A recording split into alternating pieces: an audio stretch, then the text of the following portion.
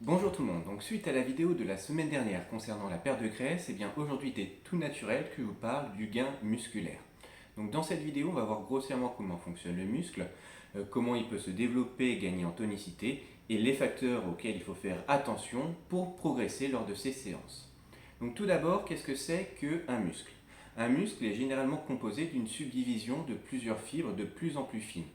On passe de l'extérieur avec une gaine qui contient à l'intérieur plusieurs faisceaux, eux-mêmes composés de plusieurs fibres, plusieurs myofibrilles, plusieurs sarcomères et enfin l'unité motrice, les ponts d'actine-myosine.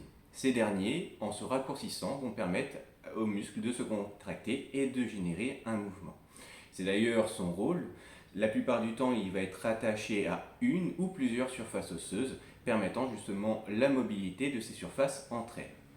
Ils peuvent avoir aussi des rôles différents, comme le cœur qui a pour rôle principal d'évacuer le sang, la vessie et le périnée qui vont plutôt retenir, cette fois-ci, les liquides ou les organes, le diaphragme qui va aider les poumons à descendre et vous aider à inspirer. Et ceux qui vont nous intéresser le plus dans cette vidéo, ce sont les muscles dits squelettiques qui vont justement permettre le mouvement au niveau articulaire. Donc on retrouve les abdos, les pectoraux, les quadriceps et j'en passe. Et parmi ces derniers, nous ne les utilisons pas tous de la même manière. Pour les muscles de la partie thoracique, on réalise plutôt des mouvements de traction, de poussée ou de tirage. Dans notre quotidien, on va les utiliser plutôt sous un format de force, c'est-à-dire des mouvements brefs et plutôt intenses, sur peu de répétitions. Pour la sangle abdominale, on les utilise principalement sous un format de contraction isométrique, comme un petit peu on peut le faire sur du gainage, dans un travail de résistance-endurance permettant de solidariser le haut du bas du corps et ainsi soit décupler, soit amortir les forces ou les transmettre mieux au sein de notre corps. Et pour la dernière partie, pour les cuisses, eh bien ici on retrouve un travail un peu plus polyvalent. Donc naturellement on retrouve les deux derniers. Donc la force pour pouvoir être soit explosif, soit rapide, ou soit faire un saut ou une course par exemple. On retrouve aussi de la résistance pour maintenir une position, par exemple une position de chaise, etc., où vous allez fléchir un peu plus vos genoux. Et enfin, on va surtout les retrouver dans l'endurance pour pouvoir vous permettre de continuer à marcher, à courir sur de longues distances. Mais c'est comme ça la plupart du temps qu'on utilise les jambes. Et ces particularités, c'est-à-dire l'utilisation qu'on fait de nos muscles qui peut être différent, induit finalement une répartition des fibres lentes et des fibres rapides complètement différentes en fonction du muscle qu'on va cibler. Et c'est pour cela qu'il faut prendre en compte ces caractéristiques-là, qui va être aussi différent d'un individu à l'autre, pour les mettre ensuite et les adapter à notre entraînement, afin justement de faire en sorte que le muscle progresse logiquement et rapidement. Donc du coup, il existe plusieurs méthodes qui va justement cibler plus ou moins une ou plusieurs caractéristiques. Donc le muscle, on peut l'entraîner soit en force, soit en élasticité, soit pour sa vitesse, pour son explosivité ou bien pour son endurance. Le muscle peut se développer lui aussi de trois manières, c'est-à-dire ici on va parler plutôt de volume ou de tonicité. Donc ces trois manières sont répertoriées dans différents types d'hypertrophie. La première, c'est l'hypertrophie vasculaire sarcoplasmique. Donc vous retrouvez quelques dessins pour pouvoir vous permettre justement de mieux comprendre. Donc elle se produit lorsqu'on fait des exercices d'endurance où le muscle va se gorger de sang, où il va peut-être un peu tétaniser et où on va aussi sentir des sensations de brûlure liées justement à une accumulation d'acide lactique. Ça, on peut le ressentir notamment au niveau du travail abdominal. L'augmentation de la pression du fait que le flux sanguin augmente justement dans le muscle va pouvoir provoquer aussi par la suite des courbatures du fait de micro-déchirures au sein du muscle. Pour s'adapter à cette nouvelle contrainte, le muscle, lui, va se développer donc, de deux manières. Au niveau de son réseau sanguin, donc pour apporter plus de nutriments, gérer mieux l'acide lactique, etc. Bien sûr, sa résistance à l'acide lactique, donc c'est-à-dire que peut-être que vous étiez à ce niveau-ci au départ avant de sentir la brûlure, eh bien vous allez augmenter légèrement votre capacité et vous sentirez la brûlure beaucoup plus tardivement que vous la sentiez précédemment. Et ainsi qu'augmenter aussi le liquide sarcoplasmique, permettant justement un meilleur traitement, un meilleur flux de cet acide lactique qu'on peut avoir. Ensuite, on peut retrouver des exercices travaillant plutôt l'élasticité, l'explosivité, la force, qui engendreront une hypertrophie conjonctive. Donc, c'est-à-dire un développement de l'ensemble des gaines du muscle qui vont être mises à mal justement durant ce genre d'exercice. Enfin, en dernier lieu, on retrouve une hypertrophie myofibrillaire, donc c'est l'augmentation du nombre de microfibrilles suite à justement des microdéchirures qui, comme on l'a pu le voir précédemment, sont à l'origine de courbatures. On retrouve principalement ce genre d'hypertrophie lorsque les exercices sont inhabituels, par exemple porter des courses, etc. si on n'a pas trop l'habitude, de force, de pliométrie comme des sauts répétés, de mouvements excentriques comme par exemple lorsqu'on essaie de se freiner sur une descente et que cela se reproduit plusieurs fois. Et parmi tout ça, au final, en fonction des personnes, on est complètement différent en termes de développement, mais aussi en termes de volume musculaire. Déjà, il existe une différence entre les hommes et les femmes, notamment du fait que le système hormonal est complètement différent. Le taux de testostérone chez l'homme est beaucoup plus important, plutôt que chez la femme, où on en a un petit peu, mais on va être plus sur de la progestérone et de l'oestrogène. En fonction justement de la répartition, le développement musculaire va être plus ou moins conséquent. C'est pour cela qu'une femme n'aura jamais le même volume musculaire qu'un homme, même si elle fait la même taille, même si elle fait exactement les mêmes entraînements, si elle soulève la même charge, enfin si elle a exactement les mêmes contraintes qu'un homme, à volume égal, elle aura moins de masse musculaire que l'homme. Donc c'est pour cela, vous inquiétez pas mesdames, si vous commencez un peu à soulever des charges, etc., c'est pas pour cela que vous allez vous transformer en homme. D'ailleurs, c'est un processus, même chez les hommes, qui prend beaucoup de temps, donc vous aurez largement le temps de vous stopper, de ralentir, etc., si l'esthétique de votre corps ne vous convient pas. Ensuite, il existe aussi une variation du taux de masse musculaire, de la quantité de muscles, en fonction du poids de la personne. Tout simplement, il faut imaginer qu'une personne, peu importe en fait sa composition, que ce soit qu'il soit lourd par rapport à sa masse musculaire ou qu'il soit lourd par rapport à sa masse grasse, en fait, il va développer naturellement une masse musculaire plus conséquente qu'une personne de la même taille, etc., mais avec un poids inférieur. Tout simplement parce que c'est comme si la personne était lestée. Et donc du coup, avec un poids plus conséquent, tous les mouvements du quotidien, avec les mêmes habitudes que vous, imaginez que vous faites les mêmes mouvements au bureau, etc., demanderont beaucoup plus de force et donc par conséquent beaucoup plus de masse musculaire que, comme je vous ai dit, une personne qui fait exactement le même boulot mais avec un poids inférieur. Après, les personnes vont se dire oui, je vais pouvoir mettre des lestes, ça pourrait être peut-être une bonne idée justement pour moins faire de sport et puis gagner en masse musculaire, mais sans prendre en compte que c'est pas c'est pas une solution durable. La deuxième chose, c'est qu'on ne connaît pas non plus les incidences que ça pourrait avoir sur votre corps. C'est-à-dire que forcément, avec un poids plus conséquent, que ce soit au niveau articulaire, que ce soit au niveau osseux, que ce soit les douleurs que vous pouvez ressentir, ça, on ne peut pas les prévoir à l'avance. C'est forcément une charge aux extrémités. Ça peut avoir de lourdes conséquences aussi sur votre santé. On observe aussi une différence sur la forme du muscle en fonction de la génétique. Tout simplement, la génétique va déjà jouer sur votre taille. Une personne qui va être grande va naturellement avoir de longs segments, de longs os, et donc forcément la masse musculaire qui va s'attacher justement sur ces segments osseux va être allongée. Tandis qu'une personne qui est beaucoup plus petite a des os aussi beaucoup plus petits, et forcément la masse musculaire va pouvoir remplir plus rapidement l'os et paraître beaucoup plus volumineux. C'est pour ça que les filles qui sont plutôt grandes, naturellement les jambes sont grandes aussi, et donc vont paraître beaucoup plus fines, tandis qu'une personne qui va être beaucoup plus petite mais qui aura exactement la même masse musculaire, etc., ça paraîtra beaucoup plus massif, par exemple. Le muscle lui aussi va pouvoir varier, c'est-à-dire que la répartition tendon-corps musculaire va être différente. Les tendons, eux, vont très peu varier en termes de volume avec la croissance musculaire. Tandis que le muscle, le corps musculaire, lui, va plus ou moins grossir justement en fonction de vos exercices. Donc, il se peut que votre muscle soit très rond, très rebondi, mais avec des espaces creux aux extrémités, du fait justement de longs tendons et d'un groupe musculaire plutôt petit. Inversement, avec des courts tendons et un groupe musculaire beaucoup plus allongé, le membre sera beaucoup plus massif, du fait justement de cette composition. Et à la contraction, ça va être l'inverse, c'est-à-dire c'est le petit groupe musculaire qui va former une boule, alors que le grand groupe musculaire, lui, va rester plus ou moins allongé, du fait justement de sa composition. Et enfin, il existera une dernière différence qui va être le développement musculaire en fonction du sport pratiqué. Parce que plus on s'exerce dans un sport, plus on devient performant et plus le corps va ressembler à un corps qui performe dans cette activité-là. Bien sûr, il y aura toujours les limites de la génétique et de votre récupération, etc. mais en soi, vous allez vous rapprocher d'un esthétique qui convient au mieux à la performance de votre activité sportive. Donc c'est pour cela qu'il faut faire un peu attention à quel sport vous voulez faire quand c'est dans un but esthétique, parce que tout simplement, vous allez vous diriger inévitablement vers des apparences de compétiteurs dans ce type de sport.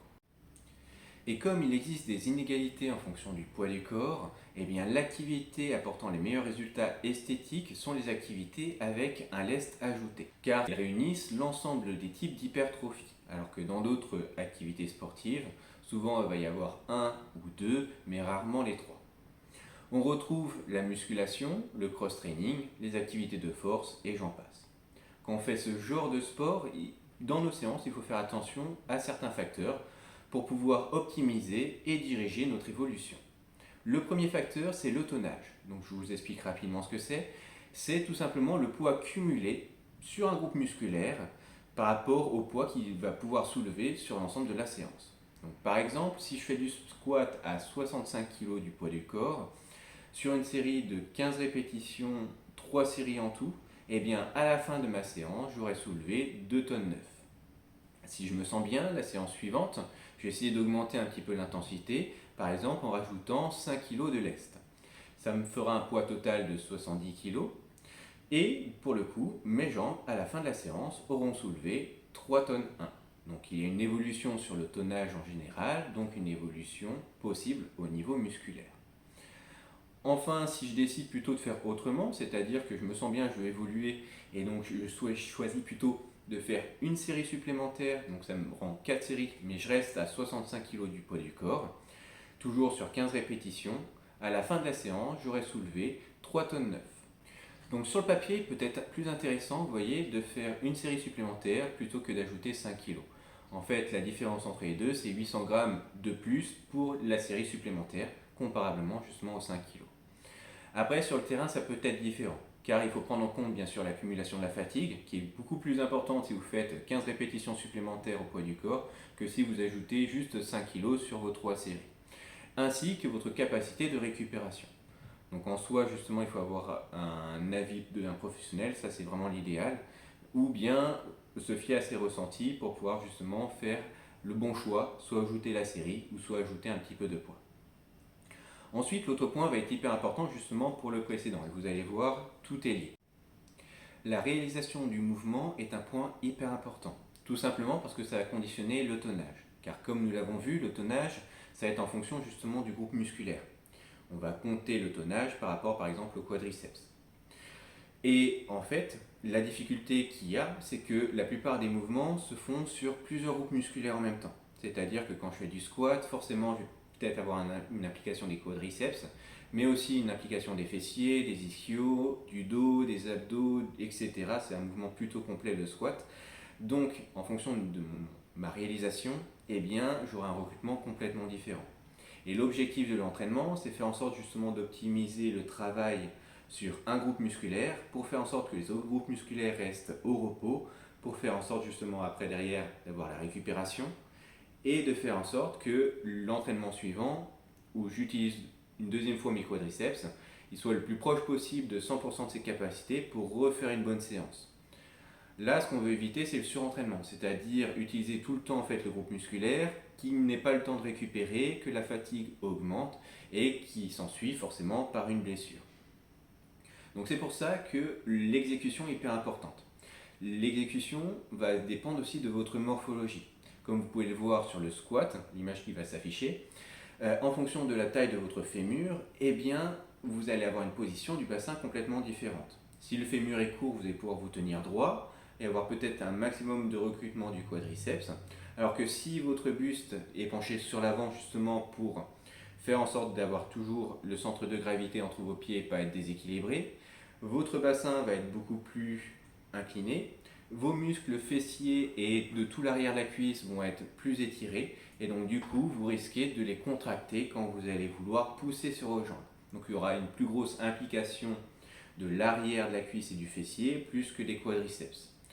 Et si l'objectif de la séance était faire travailler les quadriceps et laisser au repos l'arrière de la cuisse et les fessiers, eh bien là on a tout faux, il faut revoir un petit peu l'exécution, les mouvements, etc. que vous pouvez faire sur votre séance pour qu'elle soit plus adaptée à vos objectifs et pas rentrer dans un surentraînement et qui s'ensuit après par une blessure.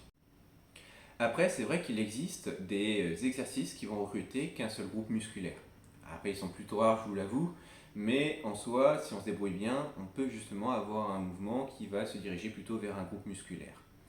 Ce qui va se passer, c'est qu'au fur et à mesure des répétitions, etc., vous allez fatiguer, vous allez transformer un petit peu votre exécution, qui était bien à la base, mais qui se dégrade de plus en plus, pour pouvoir utiliser d'autres muscles pour continuer à faire votre exercice. C'est ce qui se passe notamment quand on charge un peu trop lourd, qu'on a trop de répétitions, qu'on ne maîtrise pas son corps, etc., etc. Tous ces facteurs vont faire en sorte d'utiliser les autres groupes musculaires parce que le premier groupe moteur va être fatigué. Et pour continuer l'exercice, c'est le seul choix que notre corps trouve. Donc c'est pour ça, en fait, tout ce travail en amont, d'analyse morphologique, de prévision d'entraînement, d'implication, etc., de temps de récupération, tout ça est hyper important dans votre planification d'entraînement pour pouvoir progresser un maximum. Ensuite, le dernier point de progression que vous pouvez avoir sur votre entraînement, c'est le temps sous tension. Le temps sous tension, c'est le temps que vous avez sur l'exécution. Ça fonctionne exactement de la même manière que le tonnage. C'est-à-dire que pour un même mouvement, si vous passez 4 secondes à la descente, 4 secondes à la montée, ça nous fait 8 secondes en tout, eh bien le stress engendré sur le groupe musculaire est beaucoup plus important que si vous passez une seconde à la descente et une seconde à la montée. Donc ce stress-ci va engendrer plus de dégradation et par la suite on va pouvoir espérer un gain musculaire plus important. Et enfin, après il y a tout ce qu'il y a tout autour de l'entraînement. Tout simplement parce que ça se poursuit et surtout sur la construction musculaire, la progression dans une activité sportive autre que pour le simple loisir, eh bien les phénomènes de récupération sont hyper importants parce que ça va nous permettre finalement de progresser plus vite, d'enchaîner plus vite les séances et donc du coup d'avoir des résultats aussi beaucoup plus vite. Donc il y a une grosse part dans la génération de masse musculaire qui passe par l'alimentation.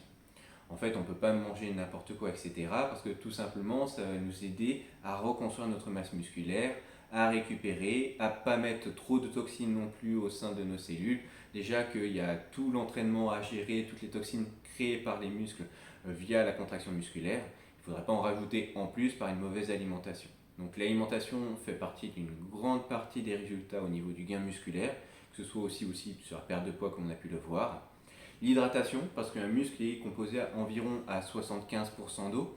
Donc forcément, l'hydratation va permettre déjà l'apport des nutriments au sein du muscle, etc. Deuxième chose, ça va régénérer et ça va aider les cellules justement à se reformer, à se développer. Le sommeil, car c'est principalement justement à ce moment-là où les muscles sont complètement au repos et donc du coup le travail du corps va se faire pour pouvoir générer de la masse musculaire. Donc l'importance d'avoir un bon sommeil est déjà d'une plus d'énergie sur la journée, plus d'énergie sur la séance, et aussi une meilleure récupération musculaire. Donc pareil, on peut progresser beaucoup plus vite comme ça. Comme on a pu le voir, la planification, c'est-à-dire quand est-ce que vous faites les cuisses, quand est-ce que vous faites le haut du corps, etc. Et l'alternance de tout ça au sein de votre semaine, qui soit le plus adapté possible, ainsi que les temps de repos. C'est-à-dire que si vous avez un métier où naturellement vous utilisez vos cuisses ou vos bras, etc., eh bien, il faudra prévoir ça aussi en amont, que les temps de récupération soient beaucoup plus longs qu'une personne qui reste assise par exemple toute la journée après derrière, qui elle va pouvoir se reposer à 100%. Donc tous ces éléments sont hyper importants, c'est pour cela que, encore une fois, les connaissances sont hyper importantes. Donc se documenter, savoir un petit peu comment le corps fonctionne, ça vous aidera à mieux comprendre et pouvoir créer vous-même vos propres séances. Ou bien, tout simplement, si vous n'avez pas le temps à passer pour ça, faites appel à un professionnel qui pourra vous aider, vous guider vers vos objectifs afin que vous progressiez en toute sécurité et dans le bon sens. Donc voici ce qui conclut notre vidéo sur le gain de masse musculaire. J'espère avoir pu répondre à un maximum de questions. C'est vrai que j'ai été juste en surface, parce que si je rentrais en profondeur, la vidéo aurait été beaucoup plus longue. D'ailleurs, il faudrait beaucoup plus de vidéos pour tout expliquer en détail. Si ce sujet-là vous intéresse, n'hésitez pas à écrire en commentaire. Par exemple, si vous avez des questions particulières, vous pouvez soit me contacter via mon email contact que vous avez en description, ou bien aussi envoyer un petit commentaire. Il n'y a pas de souci, j'essaierai de vous répondre le plus vite possible. Et puis il ne me reste plus qu'à vous souhaiter une bonne journée.